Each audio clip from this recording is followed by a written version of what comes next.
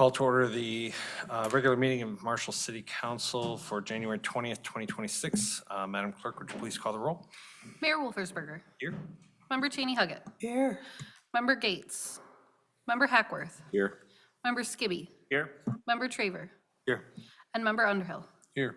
We have a quorum, Your Honor. Thank you. Could I get a motion regarding member absences this evening? Move we excuse Member Gates, tonight's meeting. Second. Motion and a second. It's a voice vote. All in favor, say aye. Aye. All opposed, same sign. Motion carries. We don't have an invocation this evening, so I'll ask Councilor Ray to rise for the Pledge of Allegiance.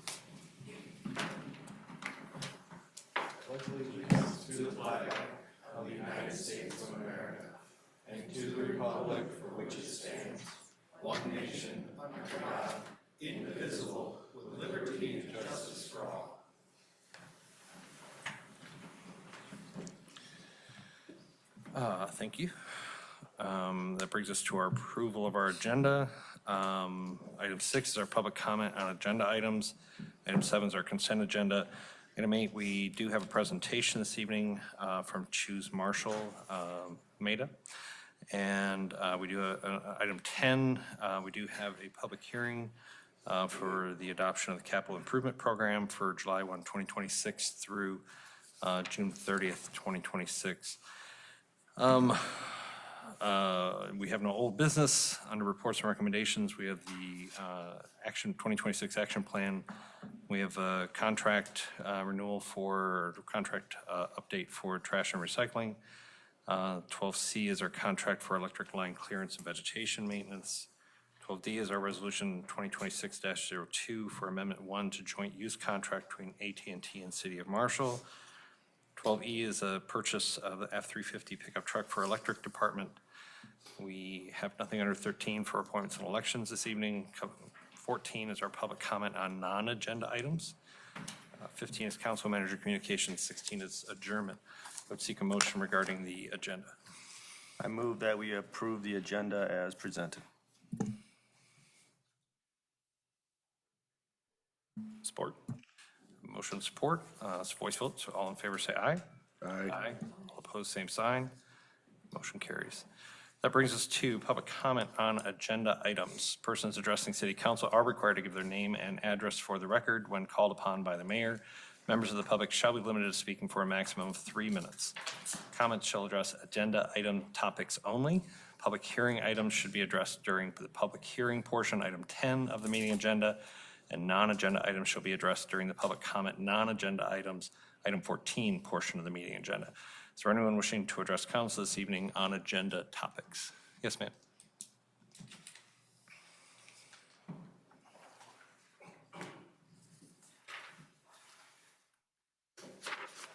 Good evening, Council. Kelly Isaac, North Liberty Street here in Marshall.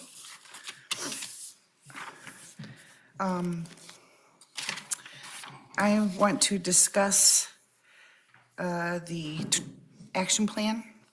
However, there needs to be a correction on item 12A. It says on January 10th at a regularly scheduled meeting, the city council met to review the action plan. It wasn't regularly scheduled, was it? It was at 8 a.m. It was in our schedule that we passed back in December. Okay, all right. I guess what I want to say to that is that's a whole lot of issues that the general public would like to hear about and discussed by our council before it's passed.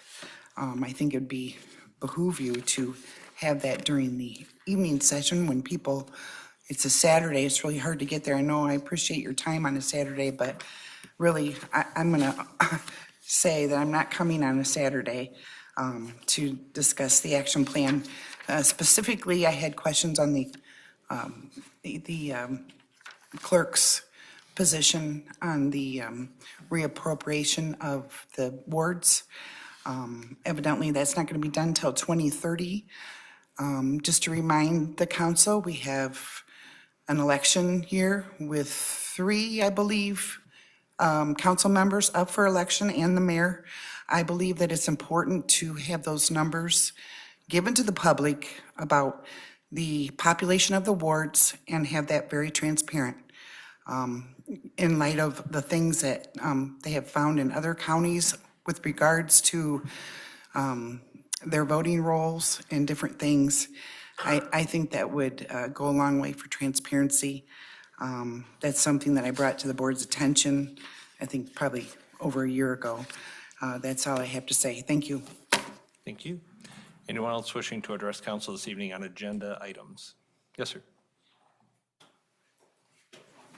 Steve Meyer, 9500 Wilt Highway, Bellevue.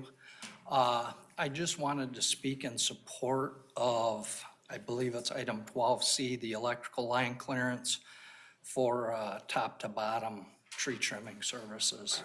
I think most of you know, I worked for the electric department for over 20 years.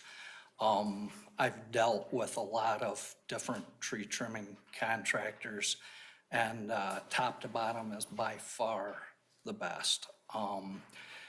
The amount of convenience, the communication, the amount of work it saved me with communication to our customers, to the people in the community, the advantage of having a local company where the boss is the owner and actually runs the crew is just incredible.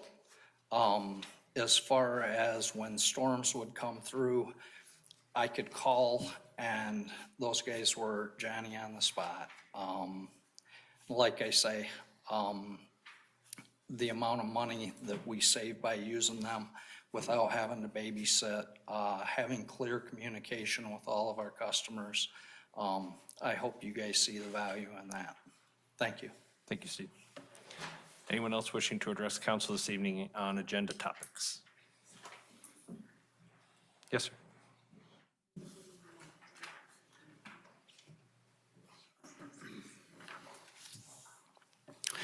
Barry Wayne Adams, 622 West Green Street. I am speaking to agenda item 5, and I am objecting to your approval of the minutes and being that part of the public record. Inasmuch as what those minutes really are is evidence of gross negligence and malfeasance, in spite of the fact that with a packed crowd in which no one was speaking, no non-interested person was speaking in support of the ordinance update, but in spite of the fact that Dr. Victoria McGuffin, an esteemed professor of chemical engineering, whose expertise exceeded any of the city's proffered experts, showed the council with actual documentation that there were going to be unacceptable levels of toxic release tolerance that could come out of the update, as well as Regis Klingler's astute scrutiny, which exposed that two of the most, which would have been the most concerned pollutants of that you want to monitor, lithium and hexavalent chromium, were not even considered in the list, meaning that there would be no monitoring, meaning that there could be an unlimited amount getting through the system. So we are in the watershed of the Kalamazoo River. There's responsibility there. You want to have this area pristine so that our children and grandchildren and so on can enjoy the beauty of nature instead of having a smartphone in their face. We're coming to a head as to an actual greater world view as to what we really should be valuing. And we're getting to the point where we're seeing that if we want to have fancier toys, we got to start destroying that which with what we really need, not what we want, but what we need. So, again, I object to what you did. It was gross negligent, and it was an action that I would, in my own estimation, be worthy of recall action. Thank you. Thank you, Mr. Adams. Anyone else wishing to address council this evening on agenda topics? Yes, sir.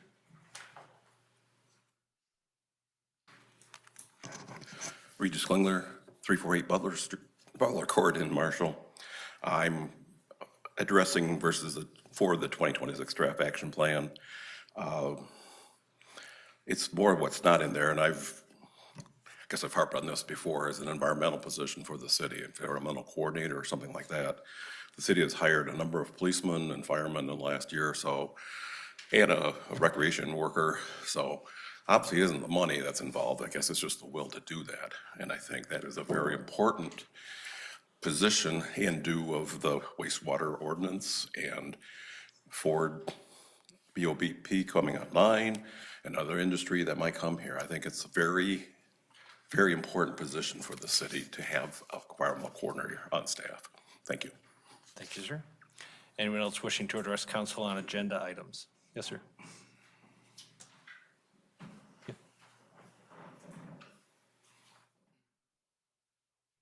Josh Holsabus, G Drive South, here in Marshall, Michigan. I own Top to Bottom Tree Service. I just wanted to introduce myself and let you know it's been the past 6 years. When I first came in, compared to now, it's been great working for this community. I have kids in the school systems here at Marshall. We've supported rec programs all the way down to I've coached sports throughout the community. It's not just a job to me, I mean, I really do take it to heart. I take time to talk to the customers. A lot of people might, sometimes are a little angry at first, but they just want to know what you're doing, and I take the time to explain that to them. And I actually have a list that every year we go to particular houses, and I know how they like their trees trimmed. We trim them light, and they're usually happy to see us every year. And we get people that bring us out, cookies and stuff like that. And anytime I do take a family vacation or anything, I've always let the linemen know. And I've even said, "Are you sure it's is it okay to go?" Storms are coming. Go as far as when I know storms are coming to look at the wind direction. And we'll go through town, and if I know west winds are coming, there's overhang. Stuff like that we take care of. I'm very appreciative, and yeah, that's it. Thank you. Great. Thanks, Josh. Anyone else wishing to address council this evening on agenda items? Yes, ma'am. Jamie Anderson, the municipal manager with Granger Waste Services. Good evening, council. I'd like to acknowledge the professionalism of the city staff and express appreciation for the partnership Granger has had with the city for the last 5 years. Granger currently holds the residential and recycling contract and has delivered safe, consistent, and reliable service. City staff and residents have repeatedly communicated that they are very happy with Granger's performance. $118 over 5 years. That is the difference a resident with trash and recycling will see with the change to Republic. That averages out to less than $2 a month. But let's dig deeper. A contract change requires an exchange of carts and equipment, potentially causing resident confusion during the transition and increased calls to City Hall. Even well-managed transitions create disruption, especially when current service is working well. In addition to evaluating the cost savings of $118 to the resident, how do you measure the cost of the administrative complexity and staff time to make these changes? I know the Granger contract.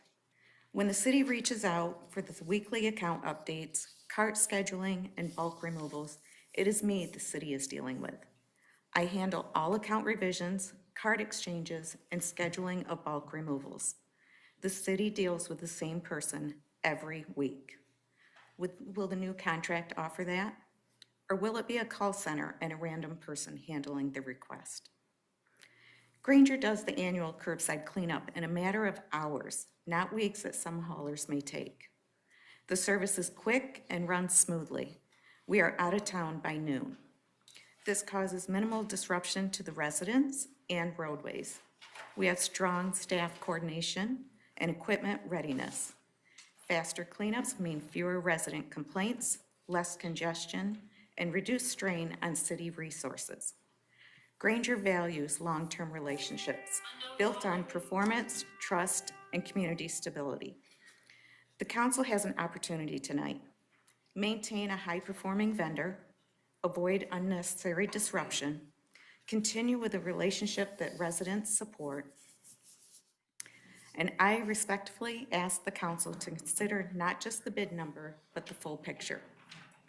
Number one, you have resident satisfaction. 2, operation reliability. 3, the administrative impacts.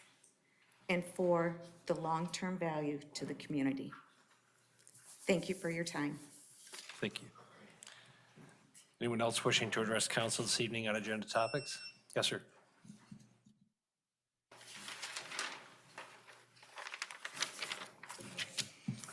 Good evening, council. My name is Ron S. Heiss, and I am the sales director at Granger Waste Services, Coolidge Road, in East Lansing, Michigan. Thank you for the opportunity to briefly speak to you about the trash and recycling RFP that's on the agenda tonight. And thank you for the opportunity to be of service these past 5 years. Granger is very grateful to be part of your community, participating in your events, being your trash and recycling service provider, and as a family-owned business, we deeply value those relationships. I'm sure 5 years ago, when you entered into your first municipal agreement, there was a bit of uncertainty. As you can imagine, there were many emails, phone calls between Jamie and your clerk, but I could say a strong partnership between Granger and the cities developed and produced a high level of satisfied service. In fact, we've had several meetings together to ensure that that was actually happening. I feel we're delivering weekly curbside trash and recycling services with very few issues and providing a robust curbside cleanup, as Jamie mentioned, each year where our trucks are in and out of your town by noon. So I just want to ask 2 questions. First of all, in a city that's experiencing growth and many other changes, why disrupt the residents' trash and recycling services now? It's accomplished the goals that you set out 5 years ago. It's working well now. And I think the RFP process has confirmed that you're getting in at competitive rates. And secondly, according to the RFP, the city reserves the right to allow bidders a best and final proposal. Well, why wouldn't it be in the city's interest then to do this with their current vendor? Thank you. Thank you, sir. Anyone else wishing to address council this evening on agenda items? Seeing none, we'll move to our consent agenda. Oh, we got a lot under there tonight. 7A is our city council minutes from our regular session on January 10th, 2026. 7B is our city bills, purchases on December 31st, 2025 of $47,933.83. Purchases of January 7th, 2026 of $4,819.69. Purchases from January 9th, 2026 of $239,774.46. Purchases from January 12th, 2026 of $385,749.91. And then our December power purchase at $804,015.18 for a grand total of $1,482,293.07. That we have our 7C is our second quarter fiscal year 2026 financial report. 7D is our second quarter fiscal year 2026 cash position report. And then 7E is our report for Calhoun County Parks millage allocation. Seek a motion regarding the consent agenda. I move that we approve the consent agenda. Second. Motion and support. It's a roll call vote, please. Member Cheney Huggett. Yes. Member Hackworth. Yes. Member Skibby. Yes. Member Traver. Yes. Member Underhill. Yes. Mayor Wolfersberger. Yes. Motion carries, Your Honor. Thank you. That brings us to 8A, presentations and recognitions for our Choose Marshall Made update. Jim Durian is here. Welcome, sir. Hi, everyone. Good evening, Council. I'm James Durian, CEO of the Marshall Area Economic Development Alliance. We're the Chamber of Commerce, and we do the tourism and economic development efforts for the area. Thank you for the opportunity to give a quick update tonight. Almost every economic indicator is up in Marshall. New jobs, new public revenues, new housing and hotels, new developments downtown, new industrial development, and improved social media numbers for visitor attraction. Regarding the Ford Blue Oval Battery Park, over the past year, there have been over 2,000 trades workers on site, generating over $120 million in annual wealth and contributing to the regional economy. Ford has paid over $1.4 million in taxes last year, ramping up to $5 million this year when the facility is completed and fully operational. Ford is on track to create 1,700 jobs and $3 billion of capital investment, and on schedule to open their manufacturing facility on time this year. So we have a lot of positive things to build on as we move into the new year. In 2026, MEDA will implement a balanced approach to economic development with a focus on preserving historic Marshall and our small town way of life, while also promoting new jobs, new revenues, and new opportunities for young people. Some of the ways we will demonstrate this balance are as follows. A stronger focus to promote downtown redevelopment with additional investment, business engagement, and coordination. Support for a new, carefully tailored historic district and commission to preserve historic homes and Marshall's landmark status. Because our historic assets are valuable from an economic perspective as well as a community perspective. We are creating new and enhanced signage for historic walking tours for Michigan Avenue and the new River District. Marshall's historic architecture and walking tours are a popular attraction that we really want to enhance. MEDA will be providing educational historic tours such as our Underground Railroad and architectural and stories tours that serve as a visitor attraction service. We are working with community partners to preserve and open the Bear Creek property as a trail hub and public space that will be open to the community and attract visitors to Marshall. We also want to put a renewed focus on people, which means building partnerships between employers and local schools to promote training and work opportunities, and attracting and retaining young people through the Work Boldly and Live Beautifully messaging of careers and lifestyles. We want to show Marshall as a vibrant, growing community for young people. So regarding this focus on people, we would like to build out our social media and web presence to attract and retain young people to Marshall. We would also like to help young people find career opportunities locally. This will include offering a matching grant to our manufacturers in the industrial park to incentivize a partnership between local employers and Marshall Public Schools. If employers conduct career inspiration, apprenticeships, summer work opportunities, or marketing efforts to support skilled trades, we would like to support them in that. So developing this relationship between employers and local schools also makes Marshall eligible for additional workforce development grants from the state through workforce collaboratives and other innovations. So regarding Bear Creek, we currently save the Bear Creek property from demolition and have formed a stakeholder group. Our next step is to create a Bear Creek Commons nonprofit to lead the effort to preserve the green space and heritage of the Bear Creek property and create a new trailhead and trail network that is open to the community. We also hope to establish new community spaces, recreational and commercial opportunities that fit the natural character and the property so that we can develop a sustainable revenue stream. While these goals are aspirational and we don't have everything figured out yet, I'm hoping through a partnership between the City of Marshall, Marshall Township, and Calhoun County, and the community residents of the Marshall area, we can work together to make this happen. Finally, I just wanted to mention downtown redevelopment a little bit more. Last year, MEDA supported the downtown in a number of ways. So MEDA invested funding into downtown redevelopment and small business growth. We have a business acceleration grant. We have a facade beautification grant. We have a tourism grant to fund community events and a downtown decoration placemaking grant. This past year, we have spent over $122,000 to support downtown businesses, projects, and events. So through the Business Acceleration Grant, we supported 27 businesses. Through the Beautification Placemaking Matching Grant, we supported 23 projects.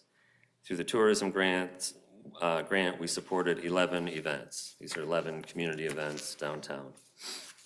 We were also able to raise private funding to fund things like the Marshall Christmas Parade, the Marshall Christmas Tree, the Christmas decorations downtown, Marshall Bucks Matching, which is a buy local program, Marshall Motor Fest, and a variety of other things. So MEDA plays an important role in accessing private dollars as well. So this year, we hope to put a greater emphasis on downtown revitalization. MEDA will promote the downtown through marketing, events, and business engagement efforts. We will enhance our downtown development page on our website. This could include new visuals and videos and content to attract new investment to the downtown. We will more closely track vacancies and create a pipeline of potential businesses to fill vacancies and arm ambassadors to go out to other communities and encourage successful businesses to launch new businesses here. The MEDA team will work on accessing grant funding to support the downtown, like the popular Match on Main program. We will continue our work maintaining existing attractions, like the Christmas decorations, and also creating new scenes and attractions to draw more visitors to the downtown. MEDA will coordinate and encourage efforts to help businesses be open more days and longer hours and encourage coordination between private businesses. We will promote an entrepreneurial ecosystem to support existing business growth by helping entrepreneurs connect with SBDC, college entrepreneurship offices, and other resources, and work to make these resources accessible to local entrepreneurs. By adopting this balanced approach to economic development that includes historical preservation, talent development, and downtown revitalization, we hope to build a brighter future for Marshall. Thank you, Jim. Any questions from council? You had mentioned in there supporting the district commission. What does the MEDA role look like? I think the MEDA role would be to support the effort to promote, to establish a historic district. I think our job is to make the economic development case. So we wouldn't lead the effort. That's outside of our scope, but we would support it. You said, excuse me, you said something about grants for the industrial park businesses, but we have businesses outside of the industrial parks, more than one, obviously, now. Are they able to take advantage of any of these grants and things like that you're offering?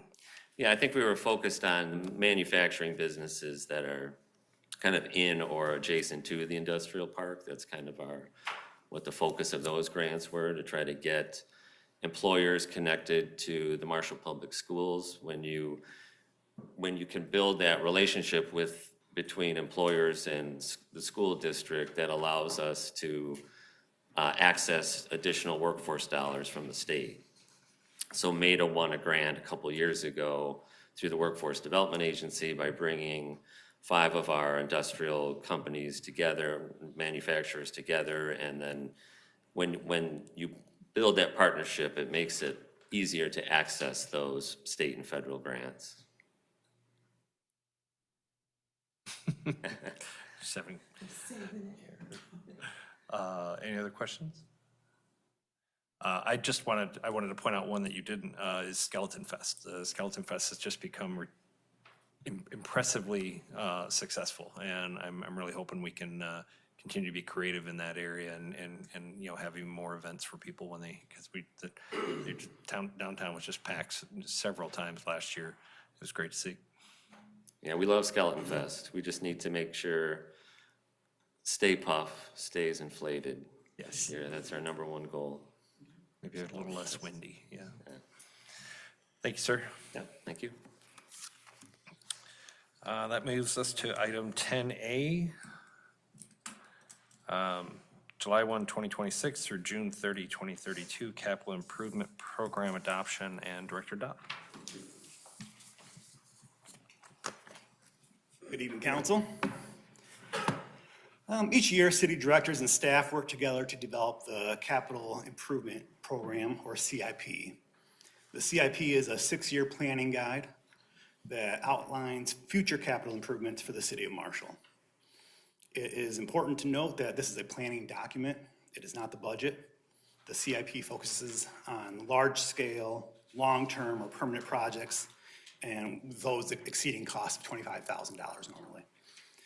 The CIP process helps us identify and prioritize potential capital needs while also evaluating resources required to support them. Once the document is finalized, it's presented to the council. The proposed CIP was included in the council packet for December 15th, 2025 meeting. It was also published shortly before that on our website. It was discussed in detail with the council at the January 10th Saturday meeting. It was also presented to the Planning Commission this past week, where it received a recommendation for council approval. Since council and the public had already had access to this document and we reviewed it in some depth at that January 10th meeting, I won't go through it line by line tonight, as much as I'm sure everyone would enjoy that. If you want me to, I can, but I'll save you from that. I do want to emphasize again that CIP, it's not the budget, and as Derek often references, he says it's more of a wish list if money weren't a constraint, and it serves as an important tool during the budget process, helping us determine which capital projects rise to the top and ultimately make it into that annual budget. I thank you for spending so much time with us and on this over the last month plus. I'm happy to answer any questions if you have any. I think we'll hold off on questions till after the hearing. Thank you, Will. That will bring us to the public hearing for this. Persons addressing city council are required to give their name and address for the record when called upon by the mayor. Members of the public shall be limited to speaking for a maximum of 3 minutes per the public hearing. I'll open the public hearing. Is there anyone wishing to address city council this evening on item 10A? Yes, sir.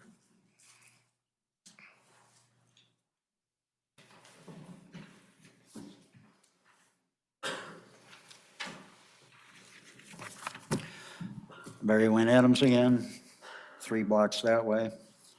I did go to the Planning Commission hearing and made an attempt to look at the capital improvement program as it was published, and it was out on the front table out there. But it was printed in a font so small, you couldn't even read it. It was unreadable, and that fact was even noticed by the Planning Commission, several of the Planning Commission members.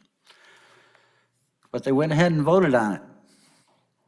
So, you know, this goes to that basic issue of, you know, good faith operation and transparency. But how is anybody, and I know the city has gone for years with the expectation of popular apathy to whatever they're doing at the time, just like it was with the changeover of the imposition of the garbage service monopoly.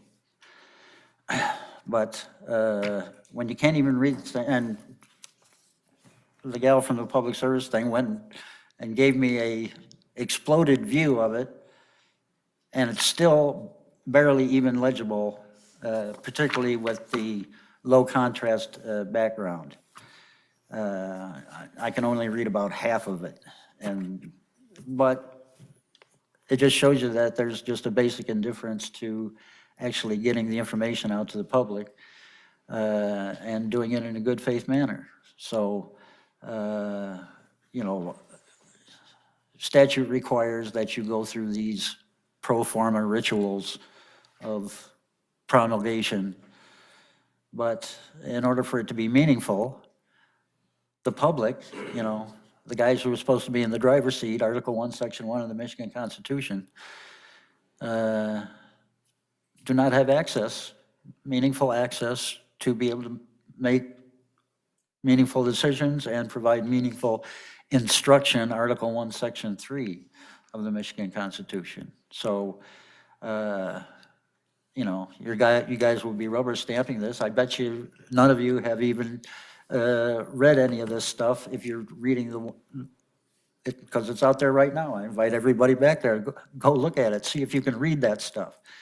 The print is too small to actually read, but we're expected to provide some sort of constructive input as to how you're supposed to be making decisions about this stuff.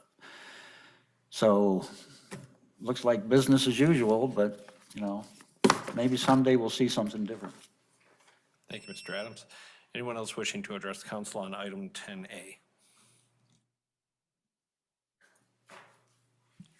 Seeing none, I'll close the public hearing.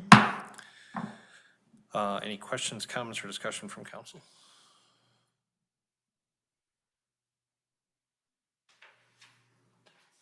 Well, not you.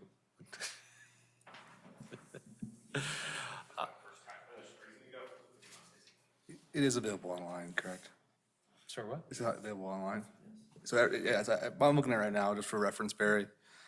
You can, it's a zoomable document online. So like mine's currently way zoomed in, but everything's available online. Downloaded it, and it's a lot easier to read that way than having that beautiful piece of paper out there for you too. So thank you. So yeah, to the point of, it's not the budget, it's wish list, this is my first time doing this. In the past, how successful or how much of this typically gets done, or is it based on how much funds are available? Like, likely guess, like, what percentage of most of these are gonna happen? You know? So at the time that we go through and create the budget, we do reference this for guidance. And this is a 6-year document. We only budget for 1 year. So there are times where something may be on this CIP that doesn't make the budget, and it might get pushed out to the next year. It depends on, like you said, it depends on the resources and money available. I couldn't begin to get, like, as far as the full 6 years, I would have no idea what the percentage is. The most current year coming up, I would say it's you know, a higher percentage, but like I said, I just, as a made up number, I don't have anything for you. So when we do this next budget, is that something you walk us through, saying, hey, these are the things in the CIP we've got, and then here's the things that are Yep. pushed for? Yeah, so we do have, if you weren't here last year for it, we do have a budget workshop that we go through, and we will highlight those capital items. Yeah, okay, got it. It's real, I mean, it's, when the city identifies a need, you know, that is a capital versus an operational cost, it basically, if, you know, if it's not already budgeted, then it goes into this and works its way into the budget. But it's, I mean, you know, the term living document gets tossed around in a lot of ways, but this truly is, it's, you know, if something, if something's low priority, you know, they still want to identify it. They still want to say, this is something that, you know we need to do something about. You know, and then it's just a matter of it working its way up the priority chain. Yes. The only thing I was going to add is it's very fund specific. So we typically try to do a water fund project. We tried to do a sewer fund project, but we've had park projects on there for many years because they're funded through the general fund and we've just not had revenue. So it really does depend on the fund and the revenue sources for each one. Yes, ma'am. Okay, I see updating to the lab, somewhere up here, I saw laboratory building and remodel. And then down lower, I see some planning for analyzing the capacity and things like that. Are we still taking into consideration the analysis that you're going to receive from your survey that's going to be sent out to all the businesses about what they're going to be discharging into the system, and then what testing we might want to include? Good evening. Thank you for that question. The lab remodel is an update of existing tables and equipment. If we are going to be adding additional lab services, capabilities, we would consider that, but likely if we do that, that would need to happen with our current tables and equipment. We would need to add something into our current system and not wait for the remodel effort. So the current room is dated from the 1970s, 80s timeframe, and so just ready for an upgrade. That's the difference. So the short answer is yes, but I see any changes that we need related to implementing our IPP needing to happen sooner than the lab remodel.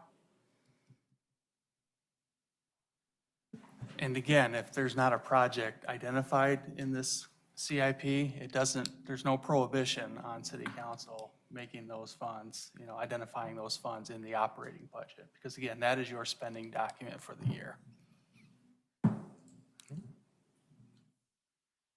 Any other questions or comments?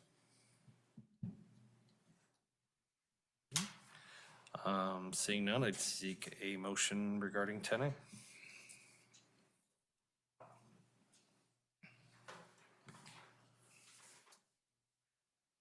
I move we approve the July 1, 2026 through June 30, 2032 Capital Improvement Program, CIP, as presented. Second.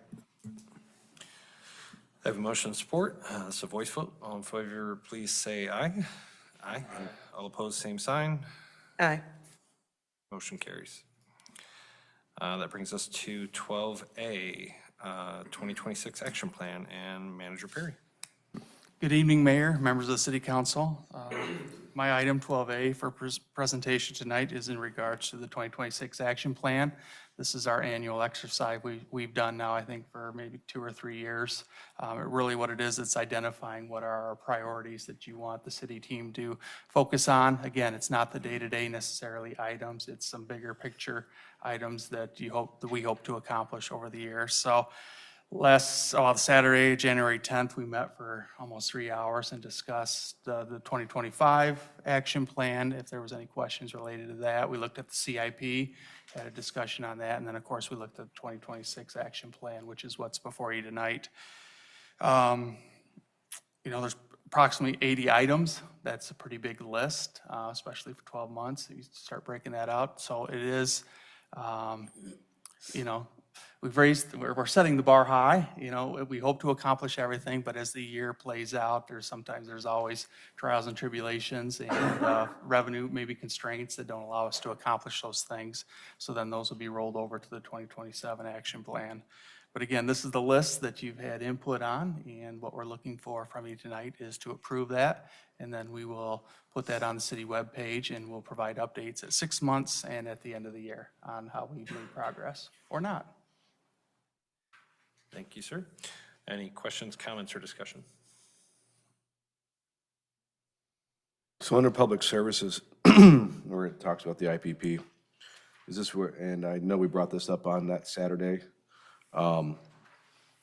So is this where, or what's the process going to be to kind of start looking at some of the testing and things like that we kind of brought up in the last council meeting and then on Saturday? Yeah, so since that time, I would expect in February, we'll have a work session and we'll do a deeper dive once again into that IPP, make those reviews, maybe some additional recommendations after we've had conversations with the state of Michigan, Eagle, and see what additionally we can add to that program. And then present that to council to see what your wishes are in regards to that and make those changes.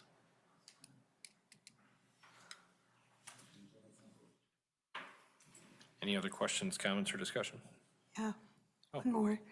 Under the adopting the ordinance review and updates, we did add noise, but in the meantime, I've done some other research and thought processes, and I'm wondering also about adding like environmental discharge into the atmosphere, whether it be something into the air or into the light or things like that, if that's something that we can add and think about.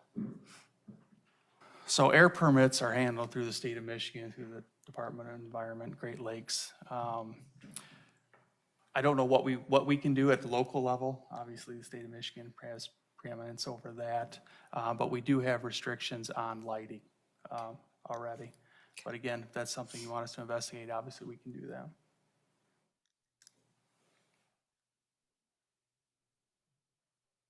Any other questions, comments, or discussion?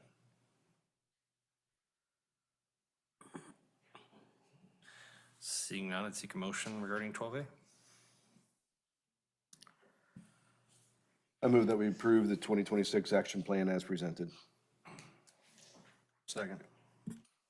Motion and support, it's a voice vote. All in favor, please say aye. Aye. All opposed, same sign. Motion carries.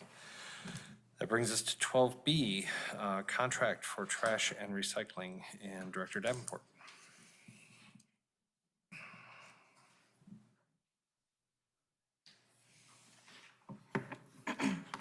Good evening.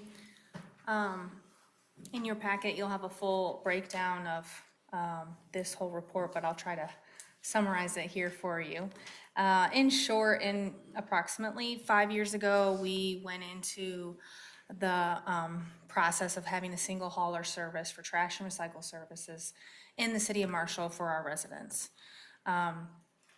And at the time we issued bids, we awarded our contract to Granger Waste Services. That contract didn't expire, it's going to expire. And we issued bids in November for new revised pricing. You have your summary of pricing in your item. Republic Services was the low bidder with a rate of $15.75 per month per cart for both residential trash and residential recycling services. They were also the low bidder for our annual bulk pickup event, which happens in the spring. They were, that work is done on a per ton rate for both, our per ton rate for the disposal of the trash and then a per hour rate for the labor. They were the low bid for disposal at $35 a ton, and at labor, they were also the low bid at $150 per hour. All the rates I read to you is based on a monthly rate. We are billed monthly for the service at the city from our contractors, but we issue bills to residents on a quarterly basis. So if you're thinking, well, my bill is more than that, that's the discrepancy that is there. And like I mentioned before, there's a full detailed bid tab included with report, because there was other items that we asked for in the bid documents outside of the residential services or residential service and the annual bulk pickup. I highlighted those because they are our most prominent services we get out of this contract. And the annual bulk pickup is a very successful event and I think greatly appreciated by residents. The annual bulk pickup is funded through the leaf, brush, and trash dedicated millage. As you can see, we had 3 bidders, Granger Waste, who is our current provider, Republic Services, and LRS. Granger is headquartered in Lansing, Michigan. Republic is headquartered in Arizona, but they have a local service center in Combs Township, north of town, at their Republic Services-owned landfill. And then LRS is headquartered in Illinois, but they have a service center out of Jackson, Michigan. In addition to the residential service and recycling services, we also got pricing for commercial trash and recycling services. We don't currently contract for that, but we see in the next 5 years the potential for that needed, especially in the downtown areas. So we got pricing for that looking ahead. There's a full analysis of the proposals. We completed that as city staff, and in your report, I summarized the first 3 years of the contract for each of the bidders, both for residential service and bulk pickup. Republic Services is the low bidder on the 2 priority components of the proposals, and as such, we are recommending them as the trash and recycle services for the City of Marshall residents. We recognize that change of service will be impactful to residents. A burden and impact to residents is not taken lightly. So city staff have begun conversations with Republic about the potential transition and how that would look and how we would handle that. We feel confident that we have a plan to execute that, but we do expect it to be impactful to residents. Offsetting that impact is the rate that Republic Services bid. So over the next 3 years, we see that our fees that we charge residents not going up because of the rate that they have proposed. And so we find value in that consistency of rate for our residents and cost savings. I have the recommendation in your report, and I'm happy to answer questions if you have any. Actually, I'll ask the first one if that's all right. I assume this was calculated. What would be if we stayed with Granger, what would the rate increase be for the residents over the next 3 years? If we stayed with Granger, let me pull it up. I think we would not have to increase rates for the first 2 years.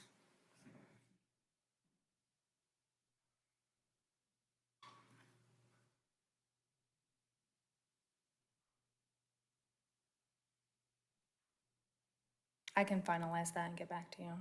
Okay.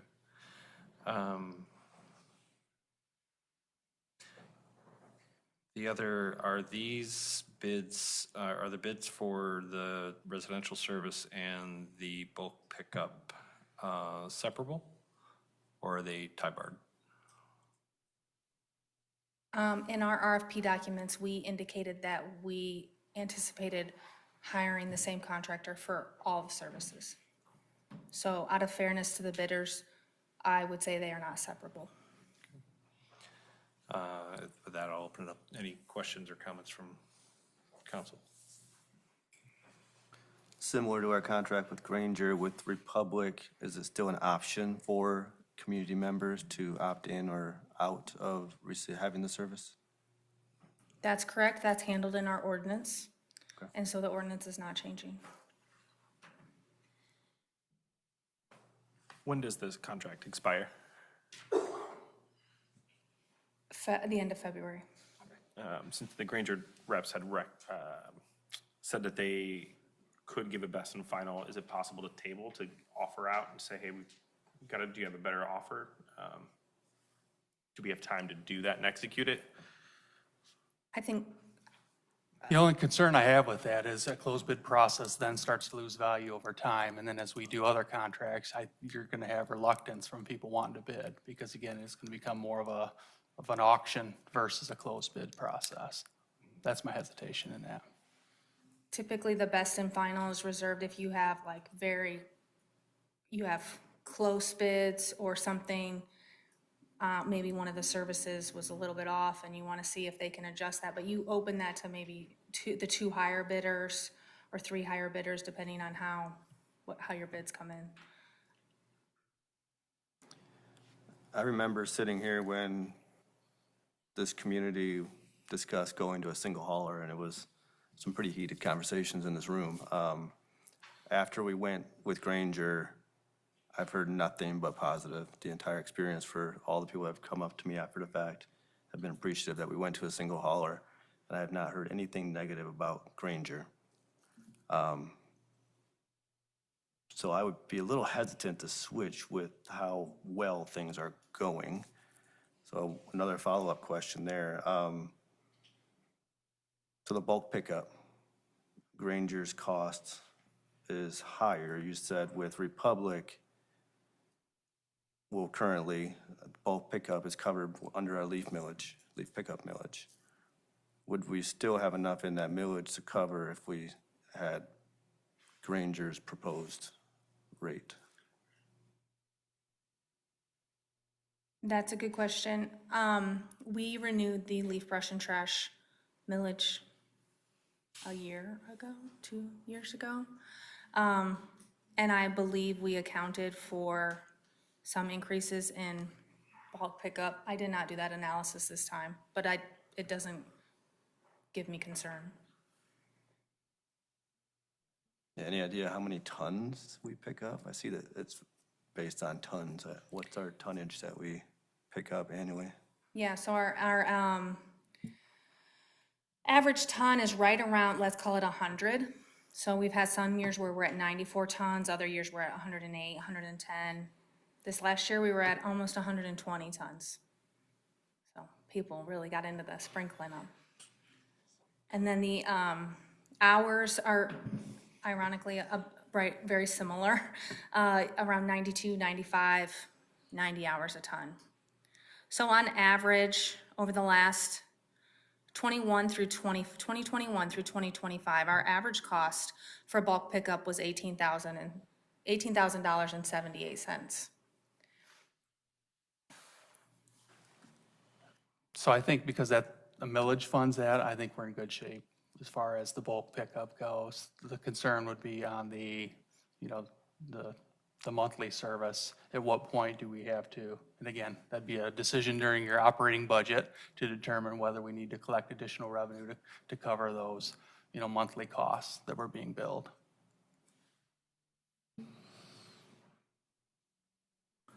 I am kind of going to piggyback off what Councilman Travel said. For me, quality is always more important. I've had Republic. I've had, obviously, Granger. I have had 0 issues with my trash in the last 5 years. To the point to where the driver actually got out and grabbed my trash can one time because we missed it for 2 weeks and he saw it was overflowing. And so he got out of his truck while I was sick and pulled my trash out to the truck and emptied it for me. He waves at my kid twice as he goes by, and he comes back by. He honks at her. She waves from the window. There's something to be said about, as Traver said, that in the last 5 years, as far as I know, because I remember listening and speaking at some of those conversations, and that was, I didn't realize that so much could blow up over trash. But it did. So I remember those conversations as well. And I will say the last 5 years that I feel that Granger has done a very good job with customer service and with actually their just quality of work. As far as bulk pickup goes, last year I was very impressed. They even came through. Now, according to my wife, they came through even before that Saturday and picked up some things. And then they were out of town by noon, and they even worked around what run did we have that same day? The Oakland 5K. Was it the color run? Yeah, we had the color run that same day. So, as I said, I always kind of stand with more quality. I'm going to piggyback on you both, because last year, when you're telling about your wife saying that they picked up early, they picked up early because we were getting a terrible storm coming in, And I'm not sure we would get the same service out of a company that's not even around. But we had a horrible windstorm that came through with tornadoes and things like that. And they were there at my house picking stuff up on that day. And I was so thankful that my stuff wasn't flying down the street.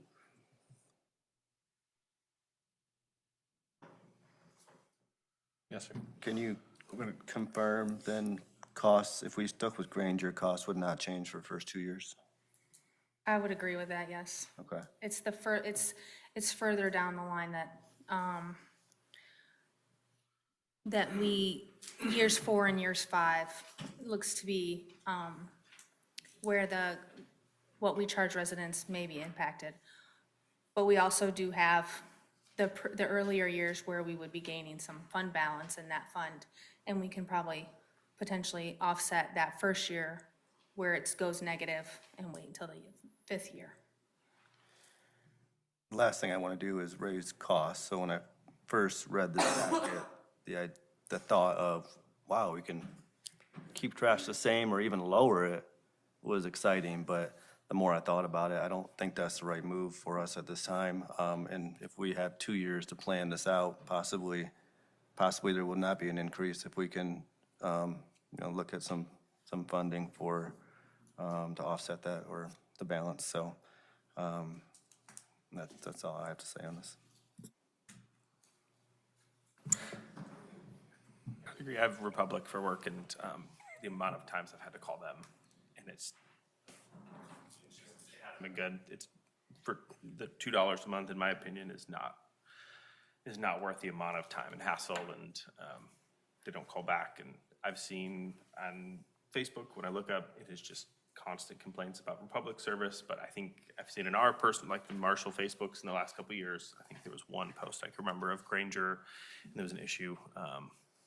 So yeah, I would rather work on that cost if we can figure out a city way, but without then saddling people with the burden of the issues that Republic brings along with them. And they're gonna have to call and spend their time and their effort to fight for whatever it is that they need to do, so. Well, just to be clear, the residents call us. Oh, okay. They call the city, they don't call Republic. I guess that is, I'm not an issue so far. So is that what, if there's an issue with trash pickup, we have to deal with that ourselves? We call this, they call the city of Marshall and then not us, but. Yeah, yes. They've gotten to you, we didn't do our job, so we try to avoid that. My question is on that note. So I understand getting new trash cans, everything to people in the community, but also for Williams' team, having to deal with a whole new contact. Is it going to be the same approach? How ease of use? I can call in, say, hey, I need the trash can here, and then get her name, but she always always at the front, She's great. and it's there. The next week it says a drop off. Is that going to be the same experience with Republic? We have a single contact for the hauling division, but they're the hauling manager. So from that standpoint, we have a single contact. They also have a mobile app that they promoted in their proposal for missed pickups potentially, or I'm moving, or things like that. But they do have a call center, right? We would have a contact that we reach out to. Residents would not.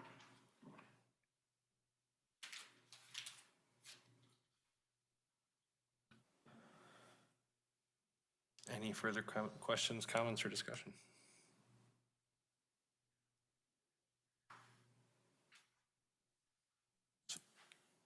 If you'd like to make a motion, sir.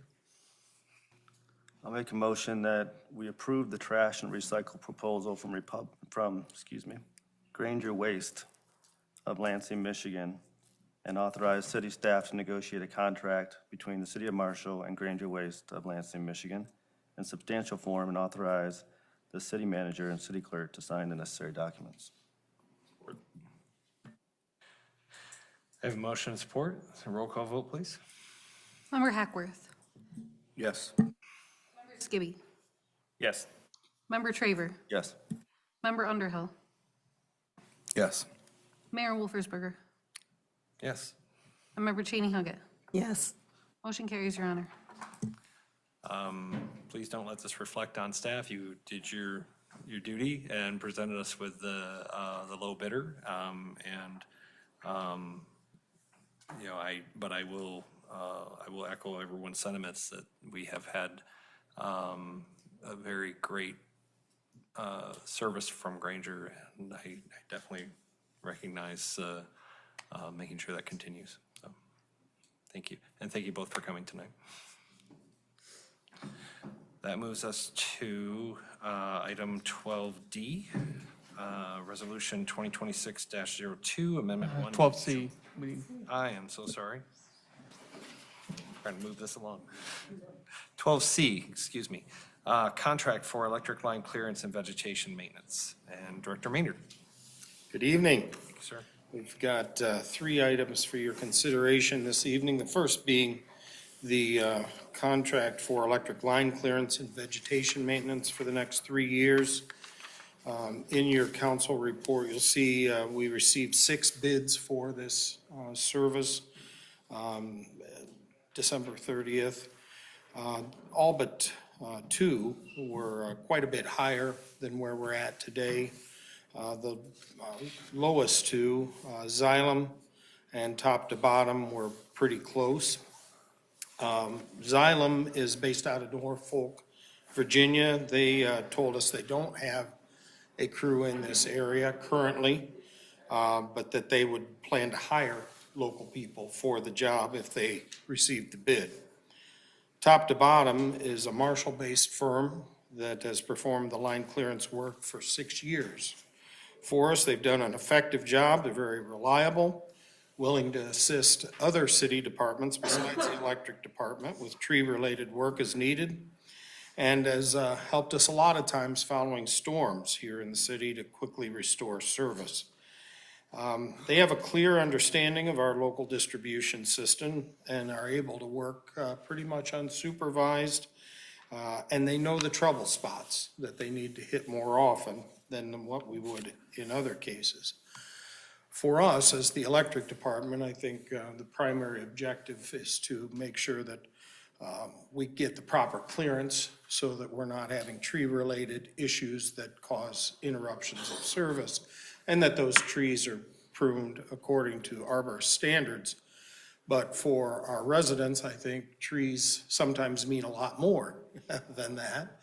They might have a family connection to it, or it may help shade their house in hot summer days, those kinds of things that make them more personal than they might be otherwise. And so anytime you trim trees, it's important to make sure that you have good communication with the residents before you do the trimming. And I've been here for a little more than 4 years, and I can't recall ever having somebody call me that was upset that their tree had been trimmed and they had not heard from Top to Bottom about it beforehand. And I suspect none of you have either. So to me, that's one of the most important features of what Josh and his crew do. I echo everything that Steve had to say. But these folks have done a terrific job for us. They're not the lowest bid, but they're less than 5% difference here. And some of those kinds of things, as well as it being a Marshall-based business, I think make it worthy of your consideration as maybe not the lowest, but the best bid for this work. Thank you. Any questions, comments, or discussion?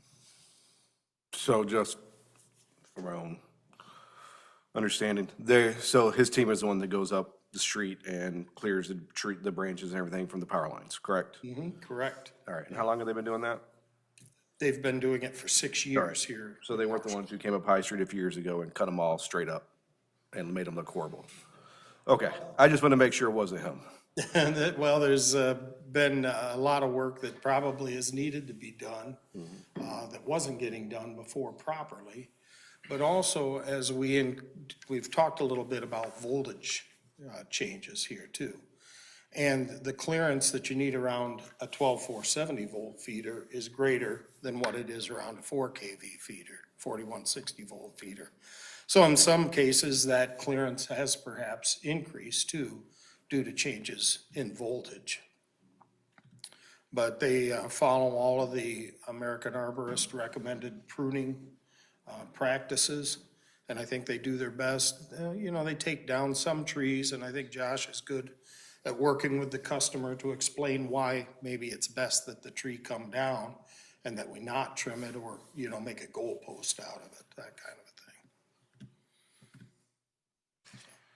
Any other questions, comments, or discussion? I will say this is an area that I don't hear anything about, right? It's we don't hear complaints, and that usually means somebody's doing a pretty good job. So,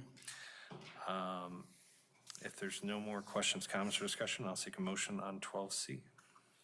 I move that we approve the 2026 through 2028 line clearance contract to top to bottom tree service of Marshall, Michigan as presented, and authorize the city manager and city clerk to sign the necessary documents. Second.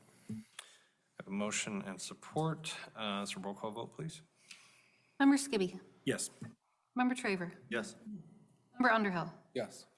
Mayor Wolfersberger. Yes. Member Cheney Huggett. Yes. Member Hackworth. Yes. Motion carries, Your Honor. Thank you very much. Thank That brings us, I realize you're staying, but I'll introduce it. That brings us to 12D, Resolution 2026-02, Amendment 1 to joint use contract between AT&T and City of Marshall. Okay. We have an agreement that was signed in 1930 between AT&T's predecessor, Michigan Bell Telephone Company, that kind of outlines the rules if they want to attach to some of our wooden utility poles and vice versa. And if people attach to our poles, we charge them an annual fee for doing that. And a few years ago, it was $2 a pole. We have started increasing that. The most recent adjustment was up to $9 that council approved in May of last year. But when we tried to increase this rate to AT&T, they said, we're not against paying it, but we don't have a contract that allows us to do it. So they wanted to put an amendment together that would allow that to happen, set up the framework for future references or changes in the rate, as well as get us both involved in engines, it's called, as the acronym. But it's a system of trying to report when you want to transfer cable from one pole to an old pole to a new pole. And sometimes there's a lot of turnover in the telecom industry, and it's difficult for us to keep track of who we're supposed to talk to. So this provides a means to do that doesn't require us to have somebody's name and number. So we've negotiated this. We think it's a fair arrangement, and it will allow us to bill them at a higher rate than what we've been billing them in the past. And that would be consistent with what we're billing other attachers to our poles.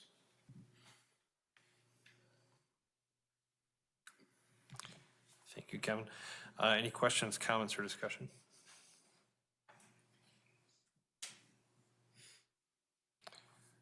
I do have just, I'm sure the answer is yes, but I just want to make sure this was reviewed by Attorney Revore. Yeah.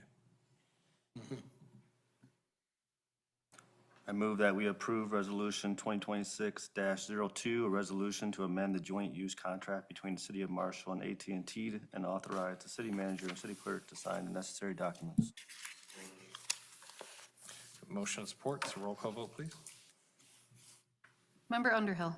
Yes. Mayor Wolfersberger. Yes. Member Cheney Huggett. Yes.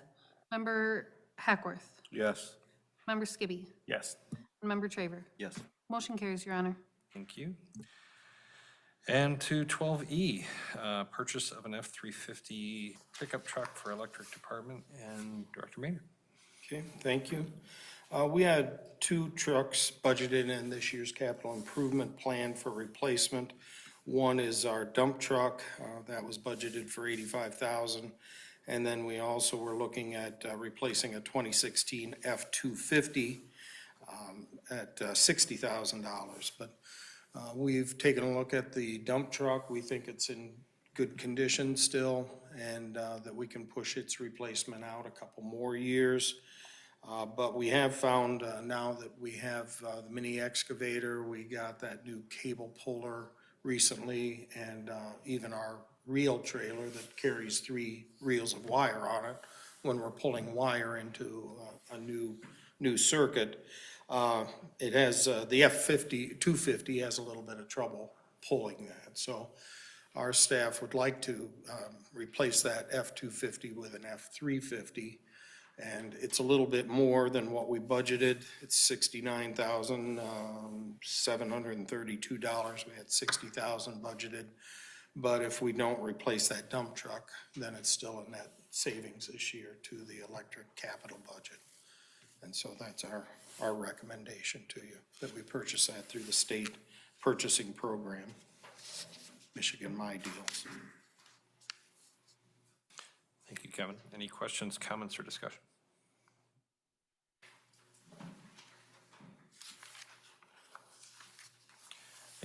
I think you said it, but I didn't catch it. How old is the truck it's replacing? It's a 2016 2016. F-250. Yeah, you guys always get good life out of them, so. And of course, that would be available if there's a need for it in one of the other departments of the city.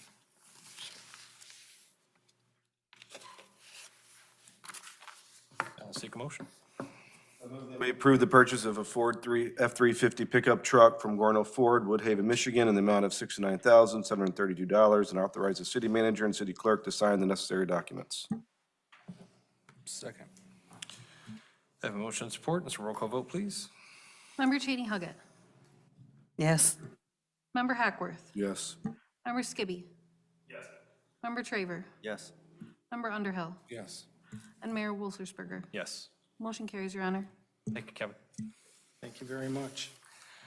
That moves us to item 14, public comment on non-agenda items. Persons addressing city council are required to give their name and address for the record when called upon by the mayor. Members of the public shall be limited to speaking for a maximum of 2 minutes. Comments shall address non-agenda item topics. Public hearing items should have been addressed during the public hearing portion, item 10 of the meeting agenda. Agenda items should have been addressed during the public comment agenda items, item 6 portion of the meeting agenda. Is there anyone wishing to address council this evening on non-agenda items? Yes, ma'am.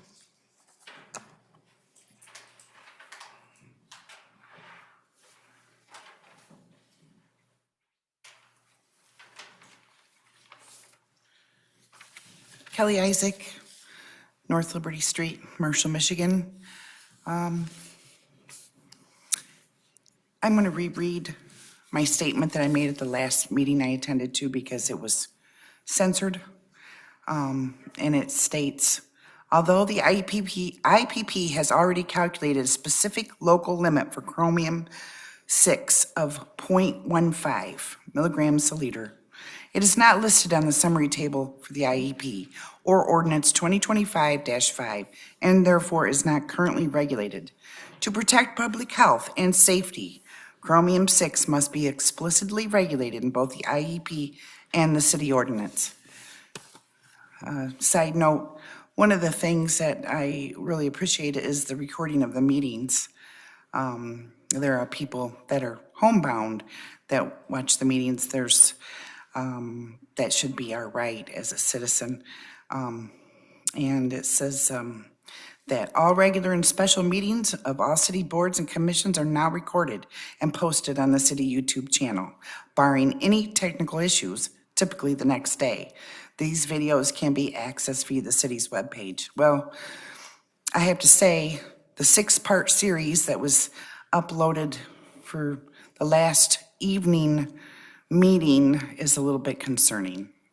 I guess somebody's doing the best they can, but with all the modern technology that we have, that should be one continuous recording, I would think. Just my 2 cents. It looks like the action plan from 2025 was a little late getting approved. That's probably why you had the daytime Saturday morning work session. I really do believe, though, that some of this stuff is ridiculous. They just talked about garbage longer than they talked about Thank you, ma'am. the chemicals that are going to be offloaded into the river. Thank you. Anyone else wishing to address council this evening on non-agenda items? Yes, sir.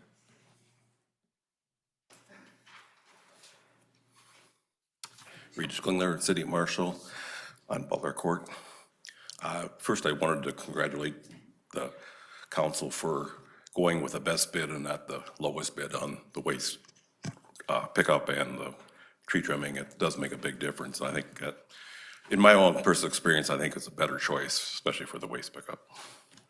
Having said that, I'm going to read the last email I sent to all the members. I just sent it yesterday. I don't know if everybody's read it, but I'd like to review it here in this meeting.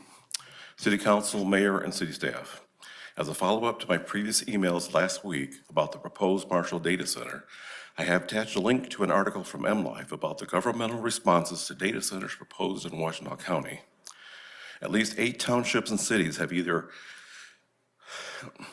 placed moratoriums on data centers of varying lengths and/or established zoning requirements to control the zoning of where, how, and what those data centers can be built and operated.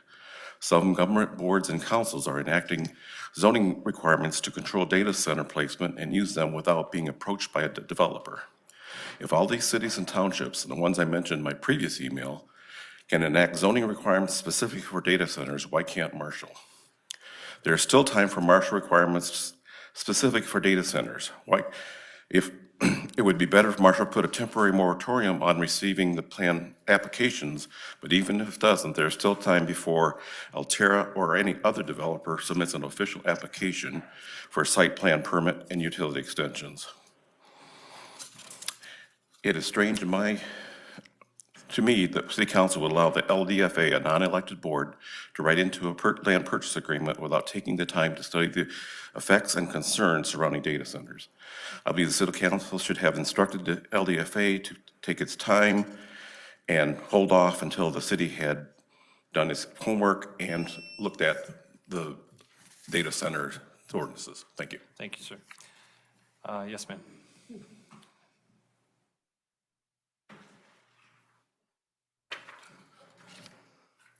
Lynn Slate, 507 Fair Street. I just want to help you out, Regis, because you didn't get a chance to finish. I'll start with paragraph 2 to back up where he was. It is strange to me why the city council would allow the LDFA, a non-elected board, to enter into a land purchase agreement without taking the time to study the effects and concerns surrounding data centers. I believe the city council should have instructed the LDFA, who is not an authority on zoning, but is on financing and development, to hold off until the real experts on zoning could review the industrial zoning requirements for this site. That being the Planning Commission and the city planner. There's a lot of information available online and from third-party SMEs for the Planning Commission to do a detailed review of existing zoning ordinances and to propose new ordinances specifically tailored for data centers. It is my understanding that the city doesn't have a standard ordinance for noise from industrial uses. This is an ordinance that will be vital for the proposed data center and associated generating plant. There will be loud noises from these facilities, and the city would be far better being proactive and having that and other data center ordinances in place when they do receive an official application for the data center. I don't believe the city council realizes the strong feelings and emotions that the citizens of the city and surrounding townships will have about data centers if they are allowed to be constructed without measures in place that actually work. If noise, air emissions, and effects on stormwater, adjacent nature preserve, lake and groundwater wetlands aren't controlled, then the negative effects of an installed, oh dear mercy, I couldn't even get it finished. 3 minutes is not nearly enough, sir. Can somebody help me and ma'am. finish this, please? Anyone else wishing to address council this evening on non-agenda items? Yes, sir. Excuse me, I call on Barry.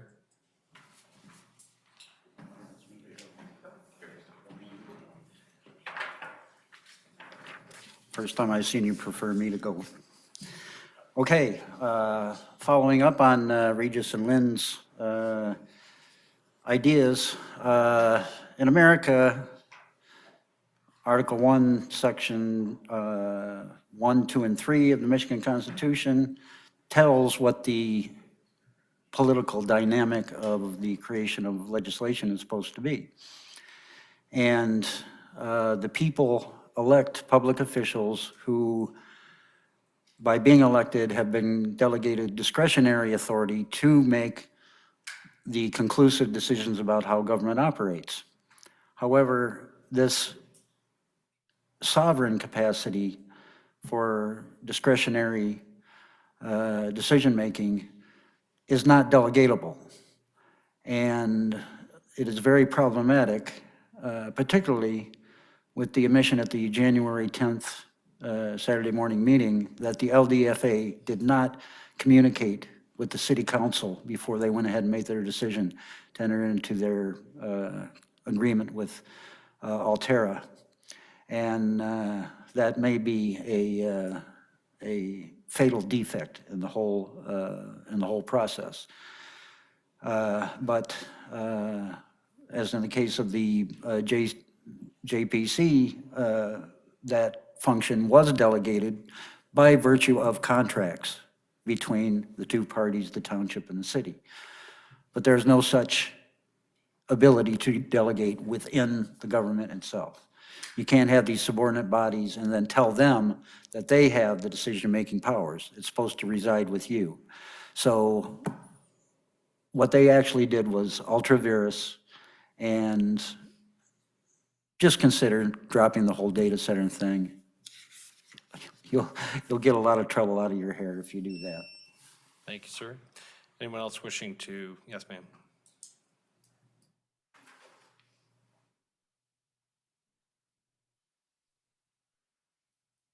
Julie Bryant, Squaw Creek Marshall.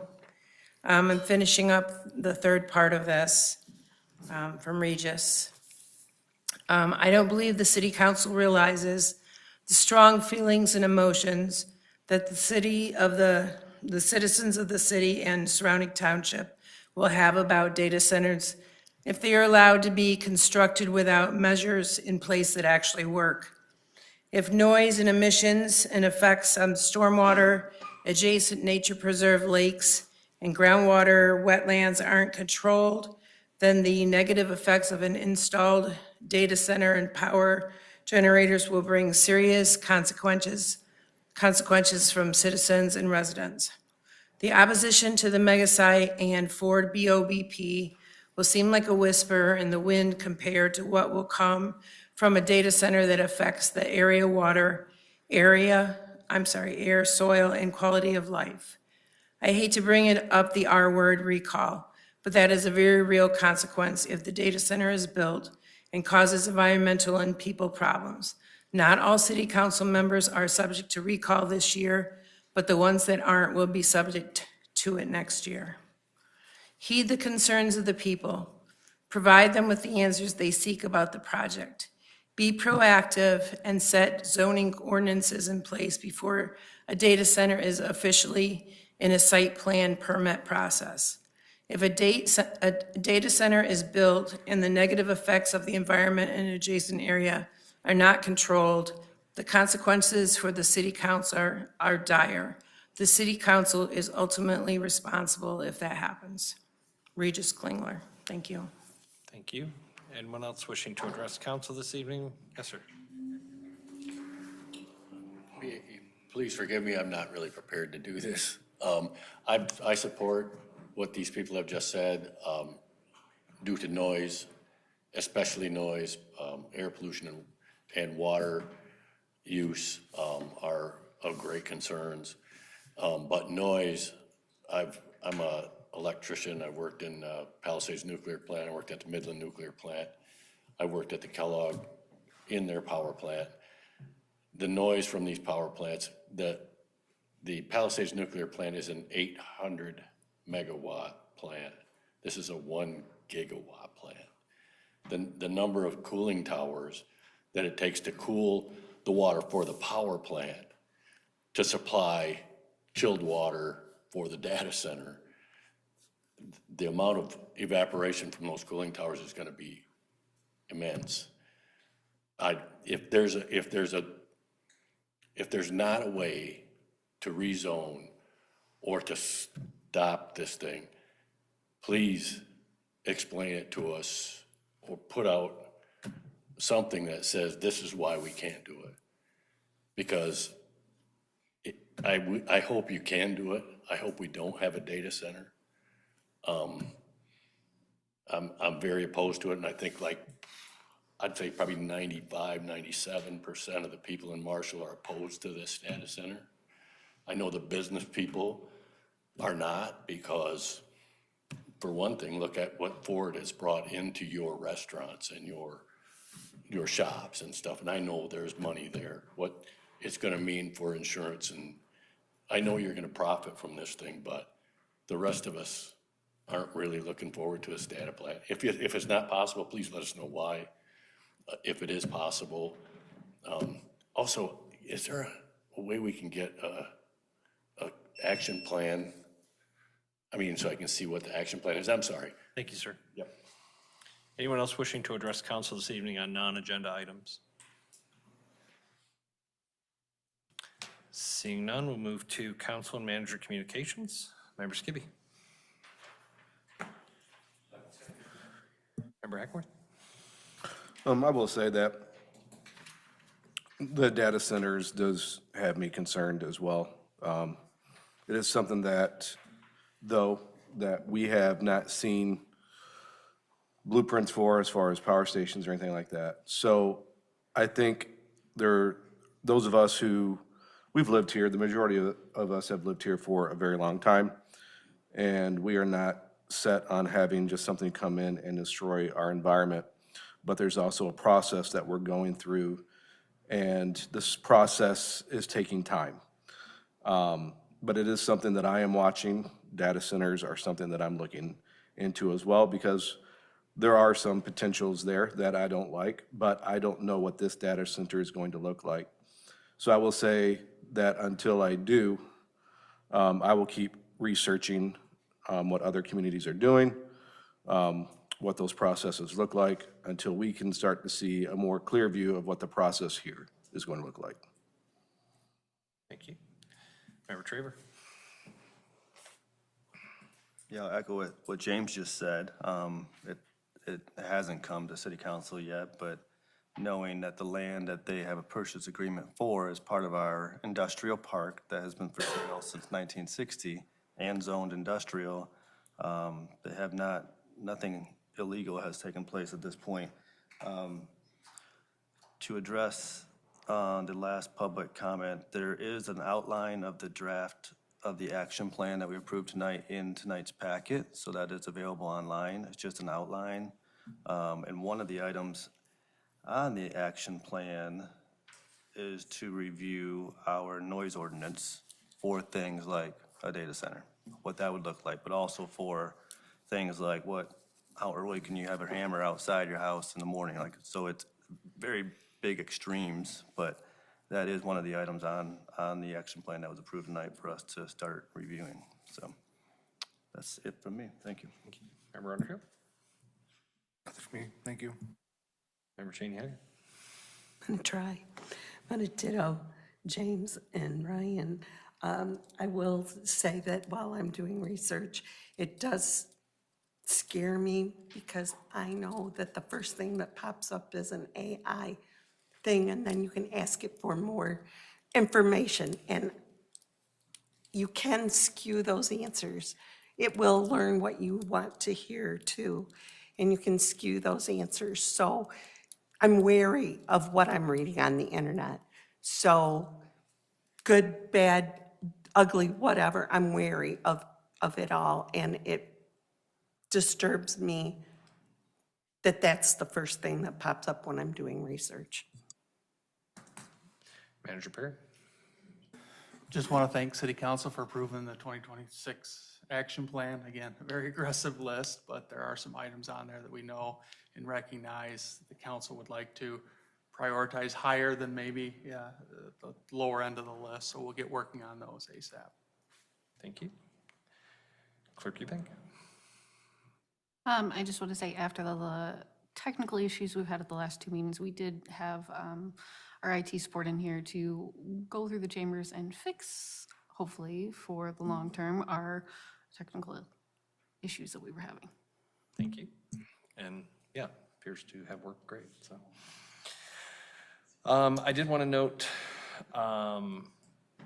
we do have on January 30th and 31st coming up, the Ice Wine Beer and Blues Fest. I'm sure Jacob would have wanted to mention that if he were here. So that's coming up next weekend.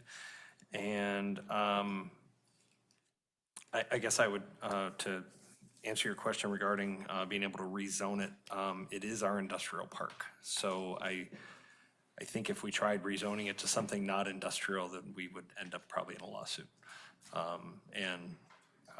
You know, that's just something that we have to be wary of.